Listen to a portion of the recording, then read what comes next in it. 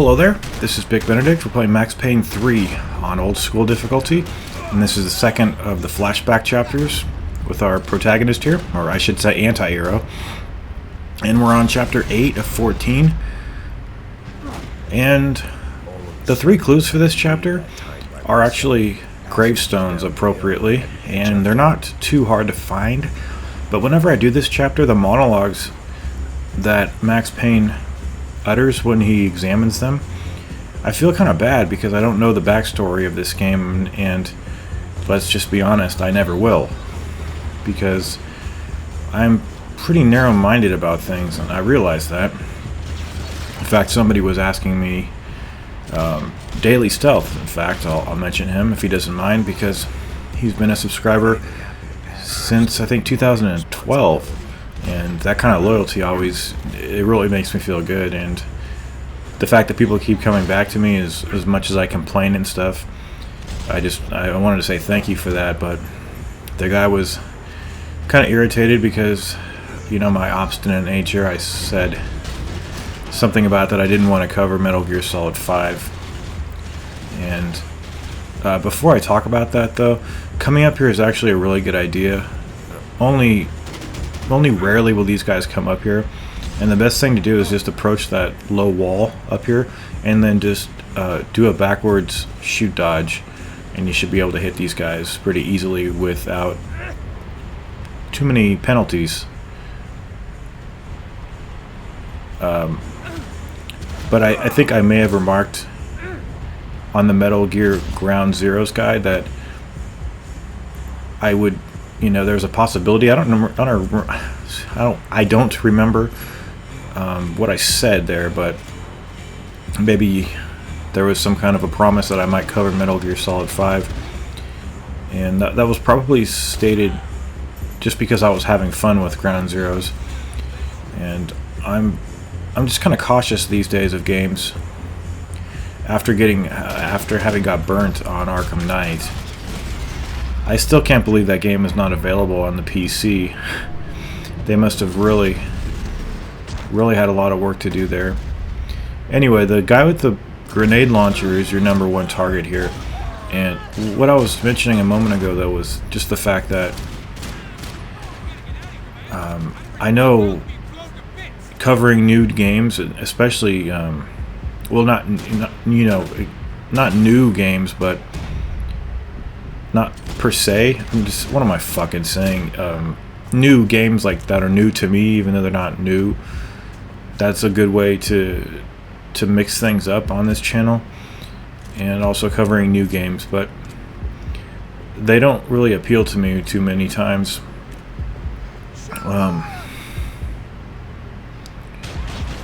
Pretty hard section here. So it's up to you if you want to grab the grenade launcher. It's right up there for your picking up, for your perusal there. And none of these sections here gave me any issues.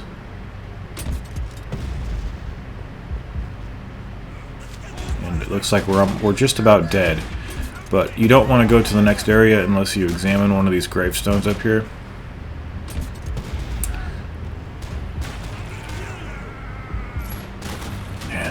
Not much to talk about here. I mean, I don't think this game really does difficulty too well, because the first level is just as hard as some of the later levels. I mean, you take a game like Ninja Gaiden 2, well, that game, here's the thing about that game. The guy who did the no damage run, I don't know if he did a modded game or anything like that. I have no idea, but as much as I respect what he did, all I saw him do, well, I shouldn't say that, it's bad to just oversimplify everything like that, but a lot of times he was unspawning enemies and skipping fights, and I think if you're going to do a no damage run, just do everything. I mean, if you can do the bosses on that game without taking damage, the fights shouldn't give you that many issues, should they? Like, for instance, this. I don't even know who this is. Valerie Winterson? tell myself Who is that? it was a tragic misunderstanding, an awful I don't know. mistake. I tell myself a lot of things, all of it crap. The truth was, it was her or Mona. And I made a very bad call. Come on, This was Jesus one Christ. It decision took a long time to... buried deeper than all Valerie's tombstone. It's kind of funny, though, because why don't the enemies take the medicine? You know, they always have the opportunity to take it. It's just kind of funny that the enemies, they just leave the medicine for Max to take.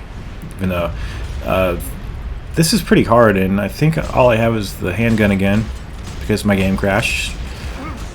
The game has crashed more times than I've died, which is really something great for this piece of software.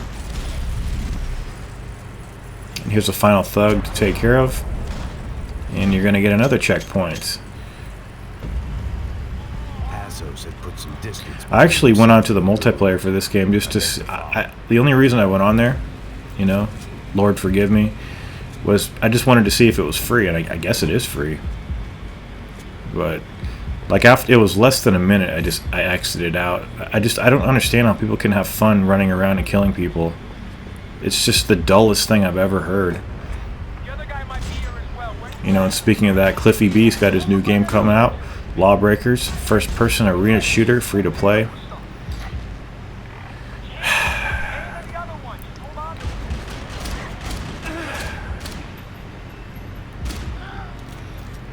I don't understand. I don't understand how anybody can enjoy multiplayer of anything.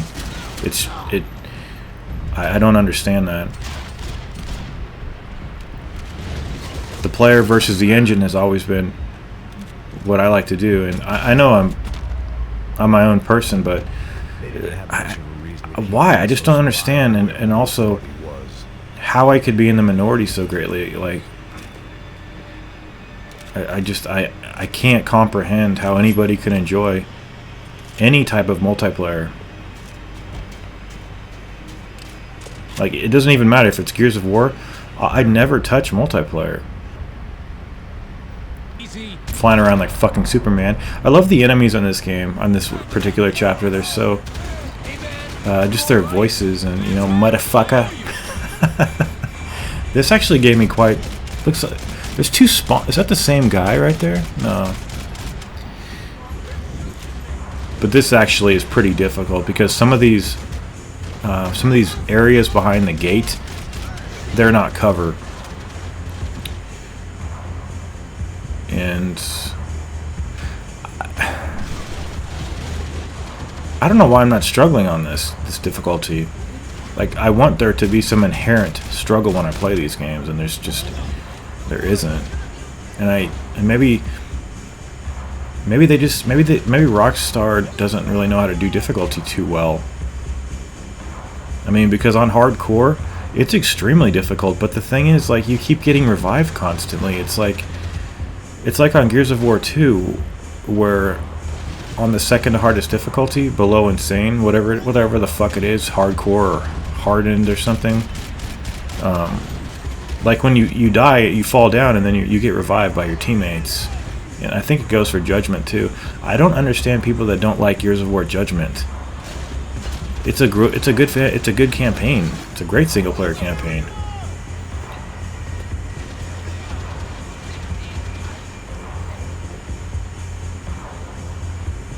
But anyway, the last time I did this guide, I was remarking about one of Max's sentiments when he picks up the medicine. He says, saying goodbye is painful. He's always got some kind of cynical justification. Sometimes it's pretty comedic justification. Well, it's always pretty funny when he picks up the medicine. You know, he's always got some kind of a sardonic quip to kind of justify why he's taking the medicine. And it just kind of struck me last time when he said grieving is painful, even though he didn't say that. He said saying goodbye is painful, which, if you don't know what I'm talking about, he's basically saying that it's hard without the aid of drugs to grieve without a lot of sorrow. And that kind of resonated with me. You know, it wasn't funny whatsoever because I do suffer from chronic pain, and I suppose I'll let you guys in on my life just a little bit, not too much because there's not really much need of it, but I did take a pretty big fall back in, it was like 2008, back when I was not a gamer. Is this, oh yeah, here's the other tombstone. Like, who is this? Horn? It's obviously somebody that he hates because he was remarking about how he likes the bodies to pile up around her gravestone. Maybe she had something to do with getting his kids killed or whatever the fuck it was. But yeah, I took a pretty big fall in 2008. Had to have 2 surgeries, and so I live with chronic pain on a daily basis. Let me just talk about this real quick. The laser sight of the sniper up there will go off of you when Passos shoots. So the first time, he's going to fire some suppressive shots so that you can run up here. There's going to be 3 guys spawning. Just don't give this, just like Passos says, don't give this sniper guy a target. Even though you kind of have to, but what it does is, I think if you're outside of cover for X amount of time, like 5 seconds, then it will shoot you every time. So just run up again when Passos starts shooting, and then get behind here, and you're going to have more spawners.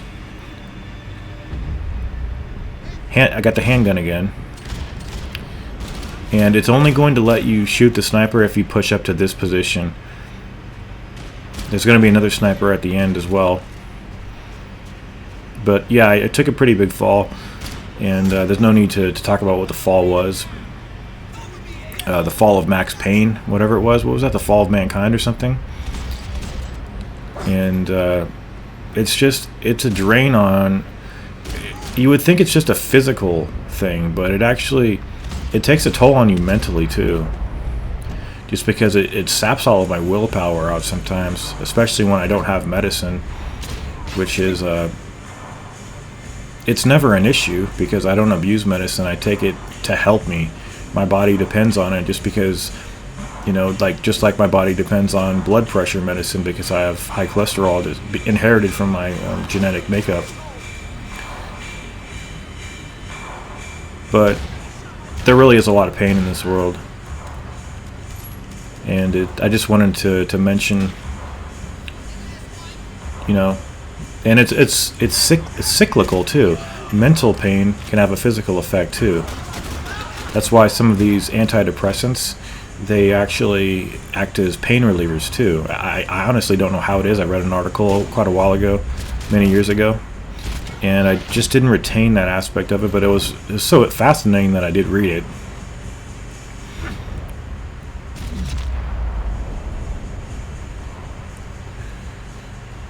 So Passos thinks we're going to shoot him apparently. So gather up all of your goods over here. We're going to head on down. And you saw me examine that gravestone. We're going to go down to the morgue. No checkpoint here, you guys, so you've got to clear all these enemies out. And this door right here is not cover. See the blue door? It's not cut. You can't glue yourself to it. So what's going to happen is when you approach this wall right here, you see the wall? When I go up to it, I'll show you.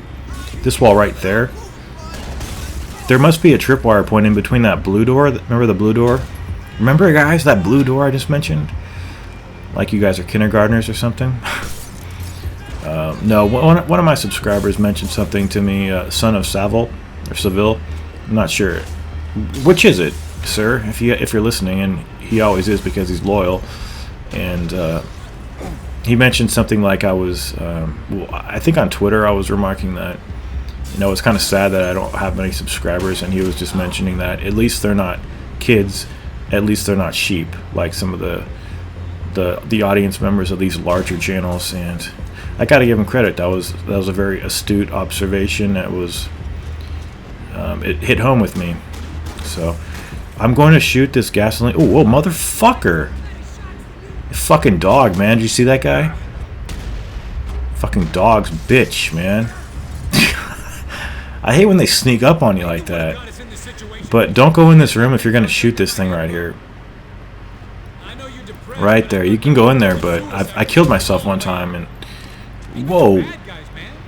Passos keeps thinking we're going to shoot him. Okay, so... Ah, man, is this the last checkpoint? I think this is the last checkpoint of the stage. And Raul Passos, our companion over here, what does he say? Something like, at least if we die, the Undertakers don't have to go too far to pick us up, or you know.